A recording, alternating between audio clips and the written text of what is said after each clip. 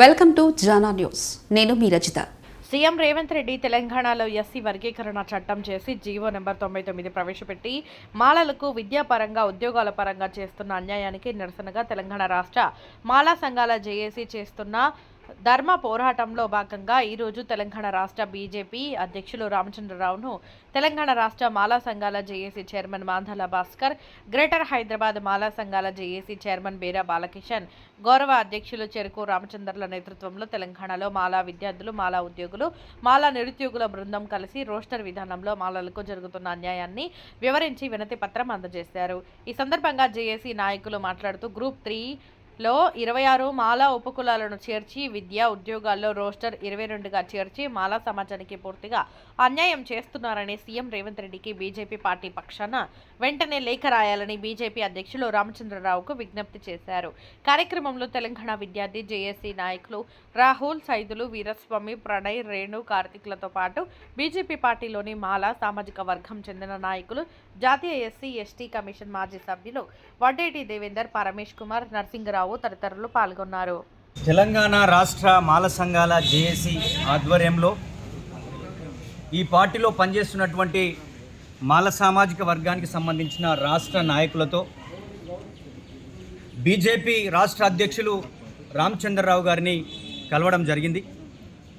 Revanth Reddy SC వర్గీకరణ చేసిన తర్వాత మాల అనుబంధ కులాలైనటువంటి 20 కులాలకి రిజర్వేషన్లలో 5% ఇచ్చి రిజర్వేషన్లో అన్యాయం చేయడమే కాకుండా రోస్టర్ పాయింట్లో కూడా మాలా 25 కులాలకి 22వ రోస్టర్ పాయింట్ ఇవ్వడం వల్ల ఇంటర్మీడియట్ కానీ, డిగ్రీ కానీ, పీజీ కానీ, పిహెచ్డి కానీ, బీటెక్ కానీ, ఎంటెక్ కానీ ఈ కోర్సులలో ఈ కులాలకి అన్యాయం జరుగుతుందని చెప్పేసి రామచంద్రరావు సార్కి చెప్పడం జరిగింది.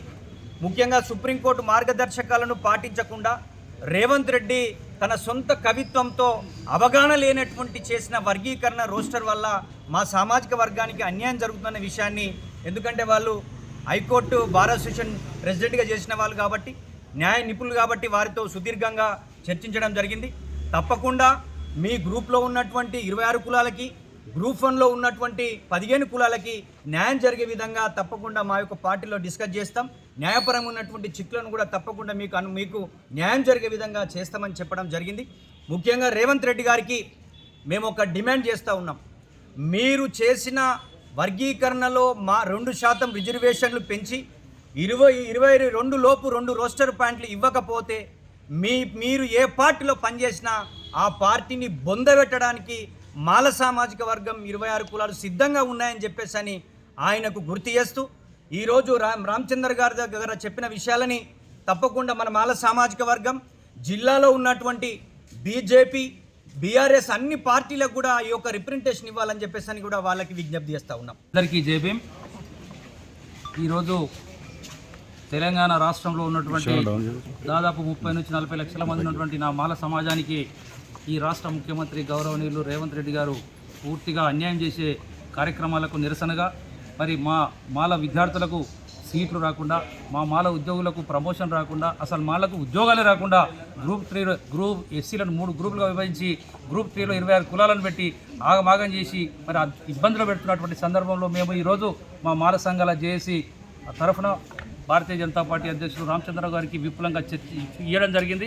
కాబట్టి మాకు న్యాయం చేయమని, అదేవిధంగా మరి మాలకు అన్యాయం జరిగితే రేవంత్ రెడ్డి గారిని ఎట్టి పరిస్థితుల్లో కూడా హైదరాబాద్ నగరంలో అనేక సమస్యలు ఎదుర్కోవాల్సి వస్తుంది. ముఖ్యమంత్రి గారు వెంటనే రోస్టర్ విధానాన్ని మార్చాలని చెప్పి మేము గ్రేటర్ హైదరాబాద్ మాల సంఘాల చేసి తరఫున విజ్ఞప్తి చేస్తూ ఉన్నాం. అట్లనే గ్రేటర్ హైదరాబాద్లో అనేక మంది మా భారతీయ జనతా పార్టీ సంబంధించినటువంటి మా మాల సోదరులు అనేక మంది ఉన్నారు. వాళ్ళందరూ కూడా రాజకీయంగా ఇప్పటివరకు కూడా అన్యాయం జరిగింది. ఇప్పుడైనా మరి మాల సోదరులకు కూడా మరి రేపు రాబోయే రాష్ట్ర కమిటీలో మాల సామాజిక వర్గానికి న్యాయం చేయాలని చెప్పి రామచంద్ర గారికి విజ్ఞప్తి చేశాం. జై హింద్, జై మాల.